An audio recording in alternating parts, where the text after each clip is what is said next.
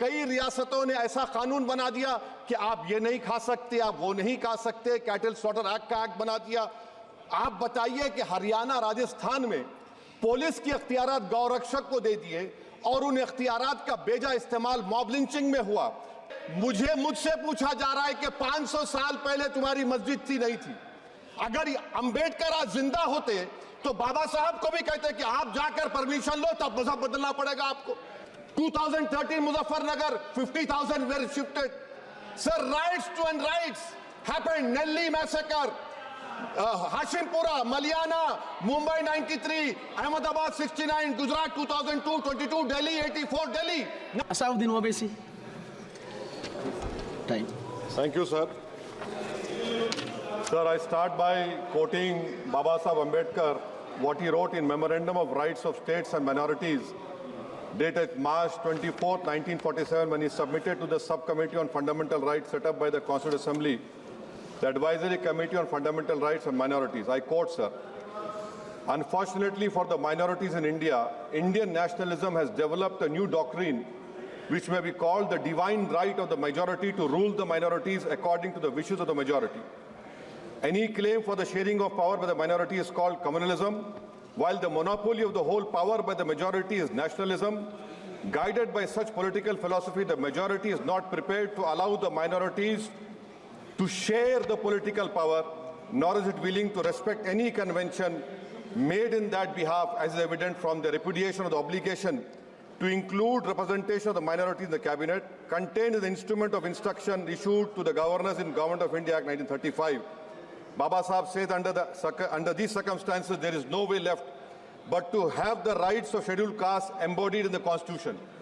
This is true now also. I will prove it, sir. In what Baba Sahib said 75 years ago was absolutely right.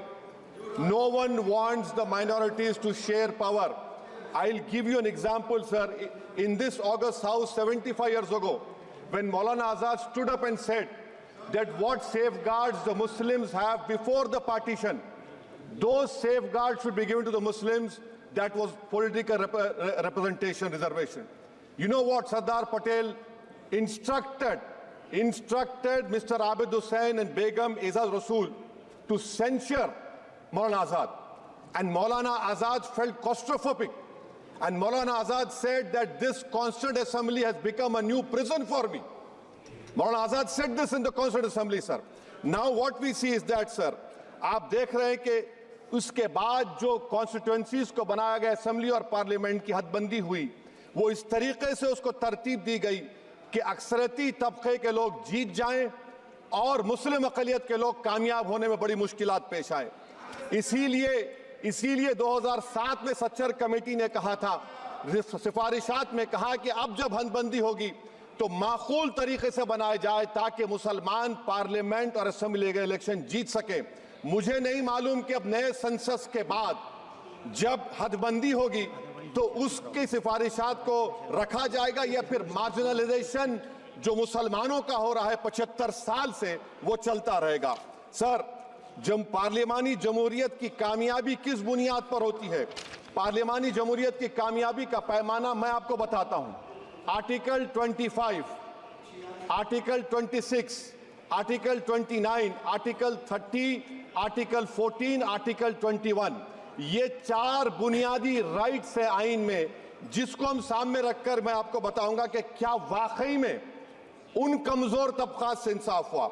मिसाल के तौर पर article 15 और 16, sir, 1950 का presidential order निकला, तारीखी नाइंसाफी के खात्मे के लिए रिजर्वेशन दिया गया, तारीखी नाइंसाफी के लिए हजारों साल के जुल्म की बिना पर, मगर उनको नहीं मिला जिनका मजहब इस्लाम और मुसलमान था, जो भी उनसे भी नाइंसाफी जुल्म हुआ। दूसरी बात सर, दूसरी बात, दफा 25 में प्रोफेस कहा गया, आर्टिकल 25 टॉक्स प्रोफेस। सर, आज मेरी बेटियों को गवर्नमेंट के एजुकेशन इदारों में हिजाब पहनने से रोका जा रहा है, तो ये आर्टिकल 25 का प्रोफेस कहां तक कामयाब हुआ, ये अक्लमंद लोगों पर छोड़ता हूं। प्रैक्टिस सर, आर्टिकल 25 में अमल करना। कई रियासतों ने ऐसा कानून बना दिया कि आप ये नहीं खा सकते, आप वो नहीं खा सकते, कैटल स्लॉटर एक्ट का एक्ट बना दिया।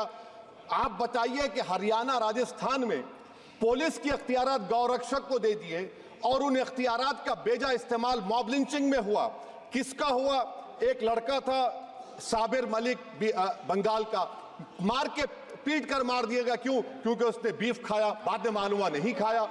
जुनैद और नसीर को गाटमीका के थे, उनको जिंदा जला दिया गया।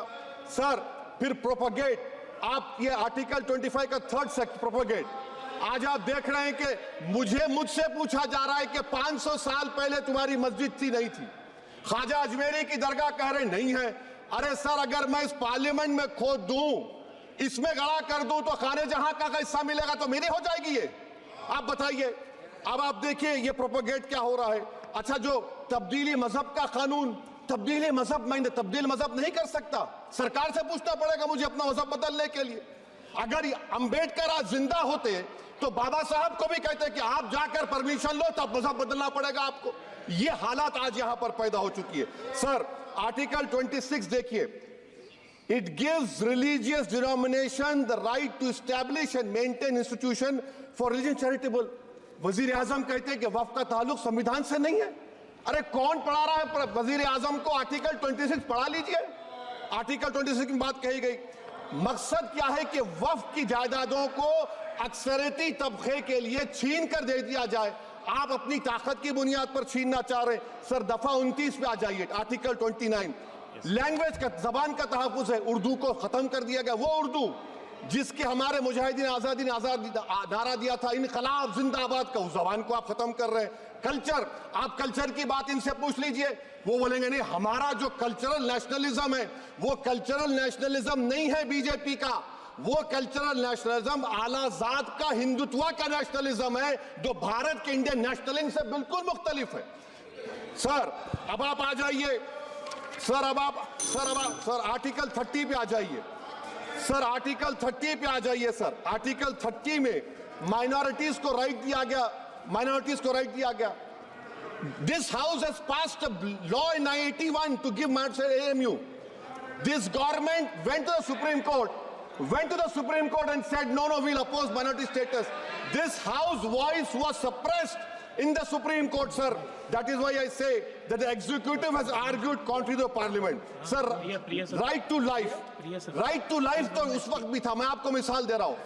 सर दिसंबर 63 में 63 में कश्मीर में रसूलुल्लाह सल्लल्लाहु अलैहि वसल्लम के मुंह मुबारक की चोरी हुई तो पूरे देश में, sir only 2 minutes, sir, only 2. Please, I know. Only 2 minutes, sir. Please, sir, only 2. Time is not the Prime Minister has to... I'm concluding, sir. I'm concluding. Please, he has to reply. Listen to me, sir. Sir, my Shikwa Hind Bayan. One minute. I'll conclude, sir. 2 minutes. Now, in Article 20, after that in 63, 8 lakh Muslims were pushed into East Pakistan. What has changed? Please tell me. 2013, Muzaffarnagar, 50,000 were shifted. Sir, riots happened. Nelli massacre, Hashimpura, Maliana, Mumbai 93, Ahmedabad 69, Gujarat 2002, 22, Delhi 84, Delhi. Nothing has changed, sir. Lastly, sir. Please. Lastly, sir, on judiciary, sir, I'm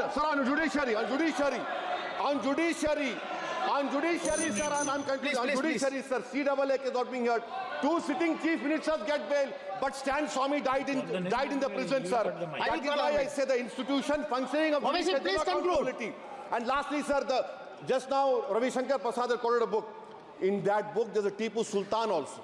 Okay. That is sir, I'm concluding by reciting a sher. On this I conclude, sir.